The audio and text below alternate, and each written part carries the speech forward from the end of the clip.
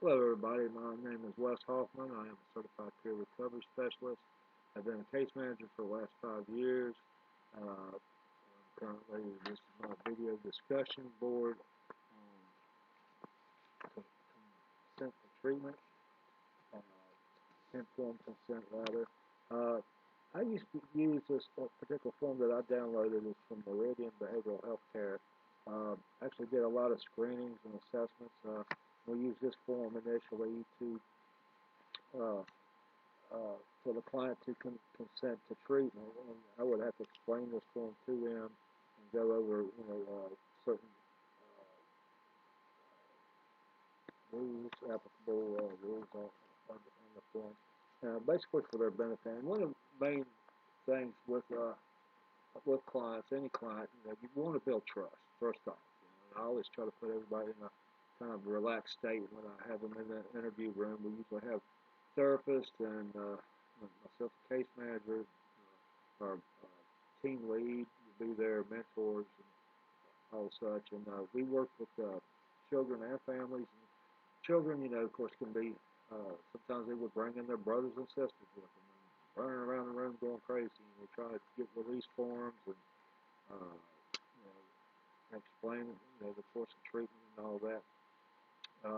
But the consent form is a very integral part. I'm very grateful for this course right now because actually, as a certified peer recovery specialist, I can bill Medicaid, and I do would like to know more about doing such. I have an opportunity to work with with a therapist in a private practice, utilizing my skills to do case management work with clients in schools and such. And I have found out that with my CRPS, I can bill for services. So before you can bill, you got to have the consent form, of course. I kind of put together a generic one that I can use. It's just a sample. I went ahead and jumped the gun and put LMHC on there. Well, don't have that yet. Got to get through this master's program. Of course, my goal, I'd like to become, get my CAP, certified addiction professional, because that's my forte. I rather work with recovering addicts and alcoholics and those with co-occurring disorders as well. I prefer working with adults, but I've enjoyed working with children, and that's a whole field in itself. So I'd rather kind of stay with the substance abuse program. And the laws on that can be very strict with federal laws and all that. I did in this assignment, we were to look at the ACA, American Counseling Association's ethics and guidelines, and compare it to my state. I actually live in Georgia, but I work in Florida, so I prefer to work in Florida because the wages are better. I'm right on the border where I live, so uh, anyway, so I compared it with the Florida statutes, and basically very similar. They hit all the points. Uh, in a consent form, you need to list your purposes and goals, of course, the techniques and procedures being used, uh, limitations, potential risks, so on and so forth, counselors' qualifications and credentials. It's very important. Now, licensing varies from state to state. Uh, Again, like I said, as a CRPS, I can bill for services, uh, but once we get our master's degree, we will have to get our licensing as a licensed mental health counselor. Every state has different guidelines for that, and fees vary. Um, so, uh, and working with substance abuse individuals, that can even be even trickier. And I went to a website that actually goes over laws and regulations. And before any counselor, if you're in a private practice and you're going to begin uh, billing clients, submitting those cases to Medicaid or Medicare or what have you, or insurance companies, you definitely should have an attorney to help you put together an informed consent package. Because HIPAA is a big thing.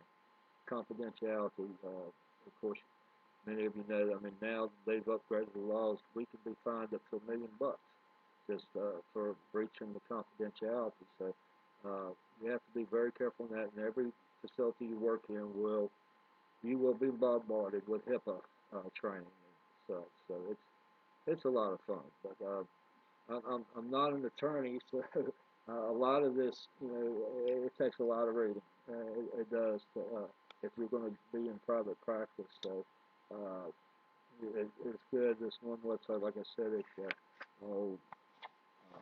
Kathy Hudgens. There's an article, and I thought I had it right handy. Yeah, I'll put this in the discussion board.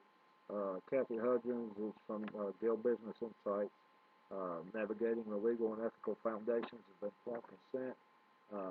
It does advise to get an attorney if you want to put together, if you're doing any kind of primary care, mental health, or what have you, with a patient, client.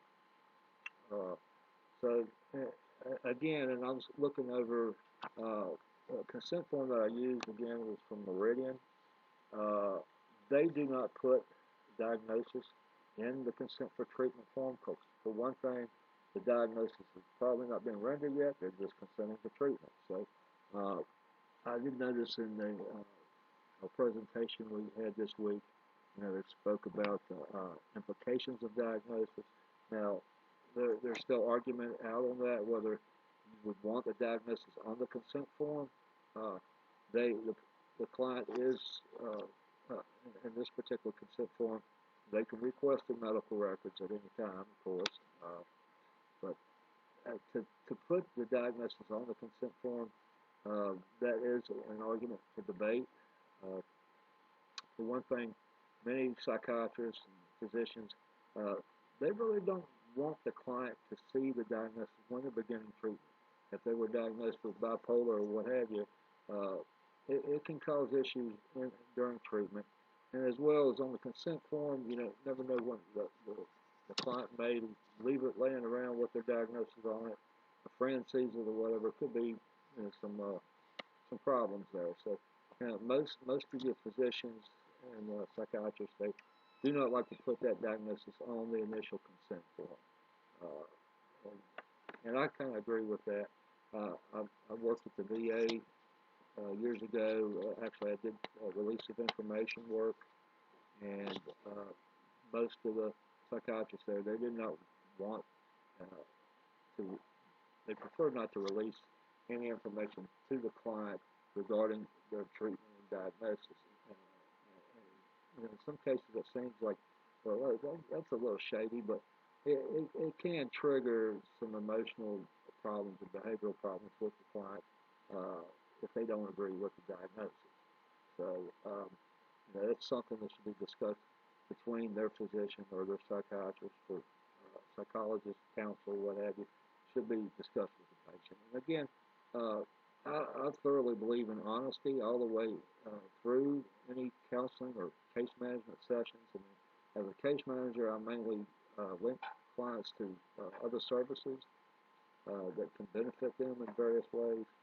Uh, and I think honesty is the best thing. Especially when you're dealing with children and all. Uh, well, you can only be so honest with children because parents will get involved. And so there's a lot of things you have to be careful about. But I do like to shoot straight and be straight up with people. One of the most important things is never promise anything you can't deliver. And that was one of the things discussed in our presentation this week.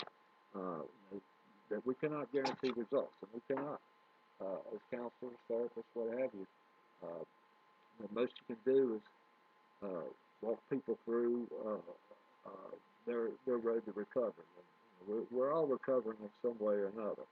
Uh, as Christians, we know this is a fallen world. Uh, we're trying to improve daily, do better, or else we'll just stagnate and fall to the wayside. Go down that downward spiral. So recovery can take many different forms. So, anyway, I'm including the references of the information I looked up. Like I said, I compared the ACA and the Florida state statutes. I stayed away from Georgia. Just again, I mainly work in Florida, so currently I'm working with homeless in Lake City.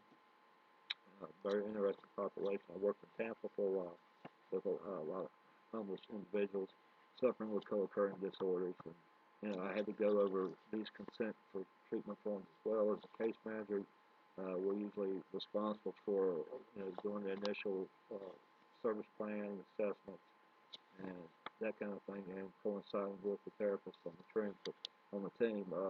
Usually, I work in an environment of assertive community treatment, where we go out into the community uh, and meet the individuals where they are, uh, instead of there's times I've been in CSUs and detox centers and had to go over these consent forms uh, with the client, and there a lot of them with paranoid schizophrenia or what have you, and they're paranoid. They don't want to sign anything, and you got to build that trust with them first before you get them to sign anything, and it can be quite difficult. So this is a very interesting field, and I'll be honest, and it doesn't pay that great from what I've been into as a case manager. Even counselors and therapists, we do this work for because we care about others. That's my thing.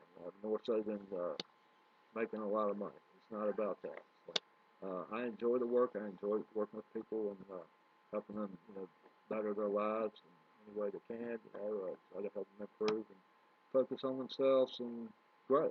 That's all we can do. We plant seeds, just like Jesus told us to do. So, but anyway, that's most all I have for that at the moment. This is my first experiment in doing a video discussion board. So God bless every one of you, and thank you for your time.